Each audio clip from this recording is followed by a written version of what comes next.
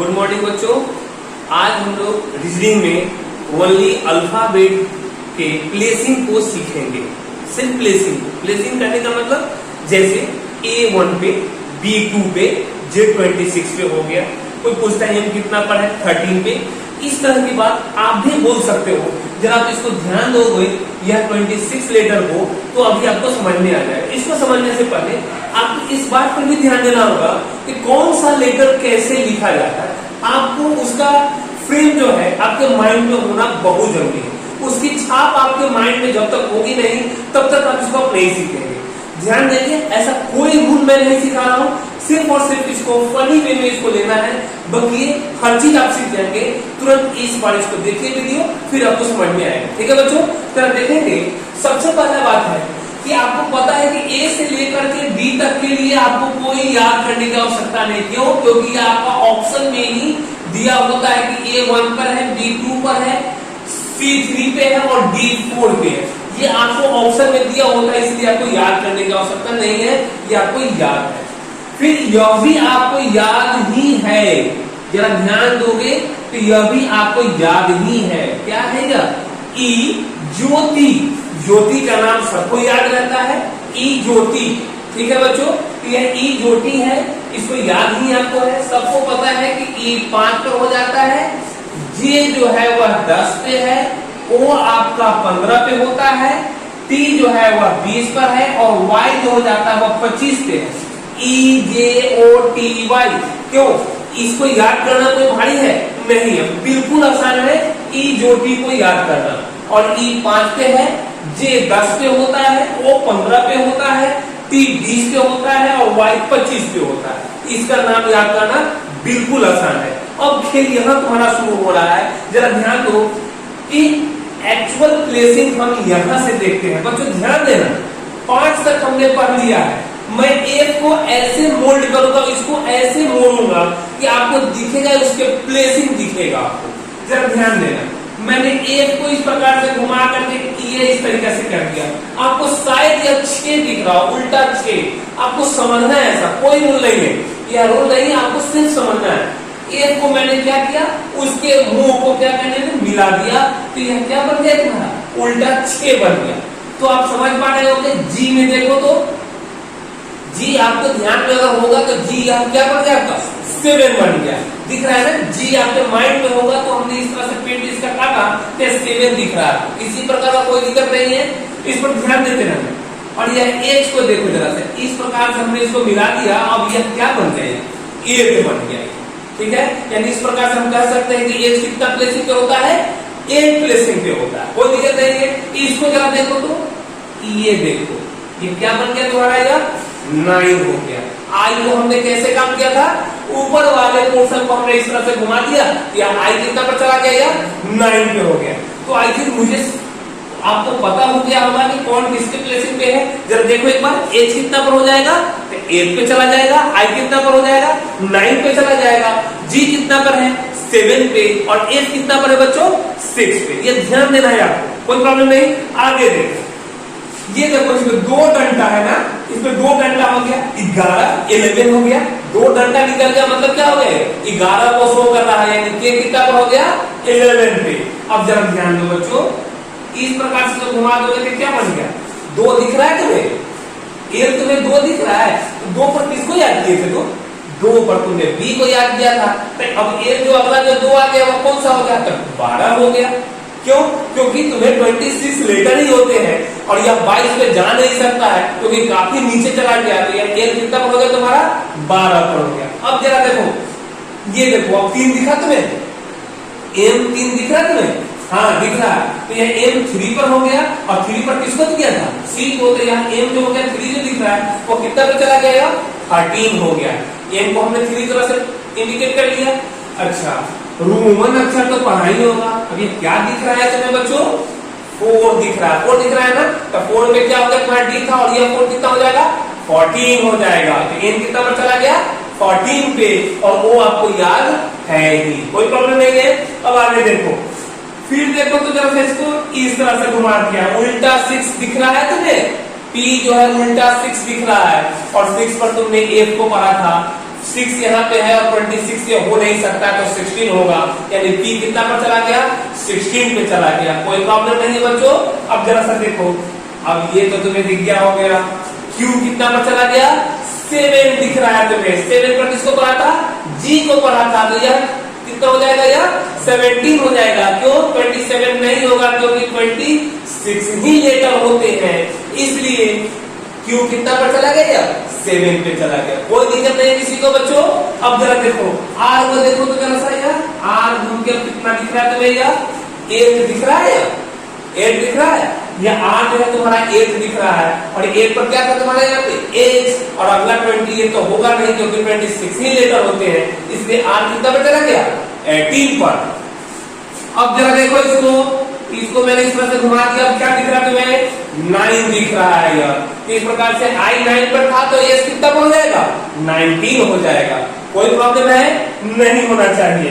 अब जरा देखो इसको U को, ऐसा देख रहे हो तुम इसको, अगर U को तुम सोच पा रहे हो, इसको सोचना है, यह 2 दिख गया और इसके साथ 1 है, यह 21 हो गया।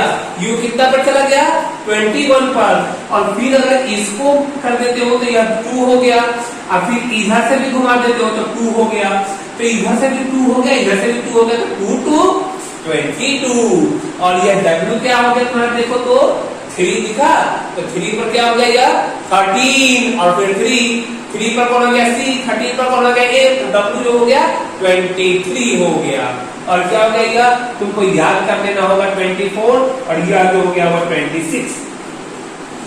इस प्रकार से तुम देख पा रहे हो कि 26 लेटर जो है तुम उसको इजी वे में याद कर लिए हो, और इसको बार बार देखना, अगर समझ में नहीं आ रहा है तो इसको बार बार देखोगे तब तुमको समझ में आएगा कि इसको याद कैसे करना। और सबसे बढ़िया तरीका है इसको याद करने का, आप अपने छोटे भाई बहन से क्या करोगे, इसी प्रकार से पूछोगे कि कौन किस पे प्लेसिंग पे है, खुद ब खुद अभी याद हो जाएगा।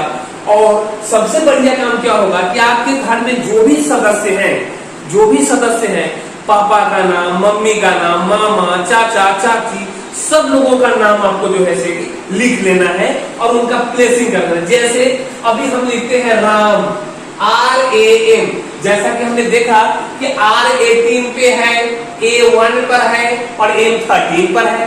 अब तुमको क्या करना है कि राम का कोड तुमने कर लिया 18, 1 और 13, तुमसे क्वेश्चन ऐसे भी पूछेगा, इसका सम करके तुम्हें दे देगा, तो 18 और 13 जो हो जाएगा वो कितना होता है बच्चों, 18 और 13 कितना होता है 31, और 31 और 2 1 32। अगर राम को 32 लिखा जाता है तो तुम्हें कहेगा सीता को क्या लिखेंगे, तो आप सबको पता है ना, क्यों, एस को तुम लिखोगे 19, आई को लिखोगे 9 और टी को लिखोगे 20 और ए को लिखोगे 1, और तुमको पता चल गया 9 और 1 10 और 20 और 10 30 और 30 और 19 कितना 49। इस प्रकार से सीता को हम लोग 49 लिखेंगे। यानी तुमको करना यह है कि तुम्हारे घर के जितने भी सदस्य हैं उन सभी का नाम आपको लिखना है, और फिर उसको नाम लिखने के बाद उसके प्लेसिंग को लिख देना है और उनको ऐड करके फिर लिखना है। फिर अब दूसरी बात क्या करनी है बच्चों, जरा उसको ध्यान दो। जैसा कि हमने देखा कि सब लोग का प्लेसिंग तो आपने कर दिया है, अब इसमें सबसे मुख्य बात आती है कि इसके अपोजिट भी आपको याद करना। अपोजिट मेन होता है, जरा अपोजिट को देखेंगे हम लोग कि अपोजिट कैसे याद करेंगे। तो आपको कुछ नहीं करना है, करना क्या है कि जिसका जो प्लेस है ना 27 माइनस जिसका भी प्लेसिंग, जैसे मान लो बच्चों एम के लिए बात किया तो एम तुमको पता है ना 13 है, तो 27 में से उसके प्लेस को क्या करोगे कि घटा दोगे तो उसका जो है अपोजिट पता चला जाएगा। यानी 27 में से 13 जाएगा 14 पर कौन होता है, तो यह n होता है। इस प्रकार से n का अपोजिट क्या हो गया n। और सबसे अच्छा आइडिया है आपको कि किसी का भी प्लेसिंग आपको क्या करना है कि अगर याद करना हो तो याद रखना कि जिन दो लेटर के प्लेसिंग का सम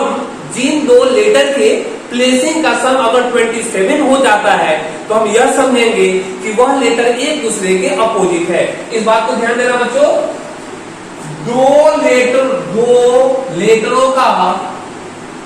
लेटर के प्लेसिंग का सम 27 हो तो वे एक दूसरे के अपोजिट होते हैं, ठीक है बच्चों। तो अब सबसे बढ़िया वाला बात यह है, जरा ध्यान देना, अभी मैंने बताया कि जिसके भी प्लेसिंग अगर तुमसे पूछता है उसको 27 में से माइनस कर दोगे तो उसका अपोजिट उसका जो है तुम्हें पता चल जाएगा। जैसे बच्चों मैं राम के बारे में लिखना चाह रहा हूं, RAM का उल्टा क्या होगा तुमको पता है ना, R का उल्टा 18, सॉरी R का प्लेस हो गया 18, A हो गया 1 और A हो गया 13।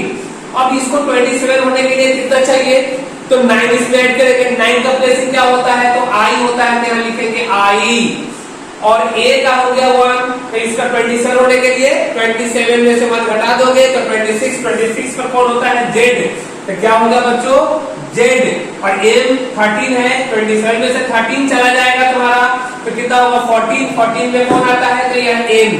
मतलब क्या हो गया कि राम के लिए तुम्हारा जो है RAM राम के लिए कहता है IZM। क्यों हुआ, तो यह कैसे है, तो तुमसे पूछेगा कि सीता का कोड क्या लिख सकते हैं, तो तुमको पता है ना, अगर इसी तरह से लिखेगा किसी भी कूट में, कूट इन द सेंस की कोई भी प्रक्रिया यह है कि राम को IZL लिखा हुआ है, यह तुमको कैसे पता चलेगा, तो सबसे पहला काम यह करना कि आप सबका प्लेसिंग लिख देना, 18 1 यहाँ पे 30, इसका लिख देना 9 26 40।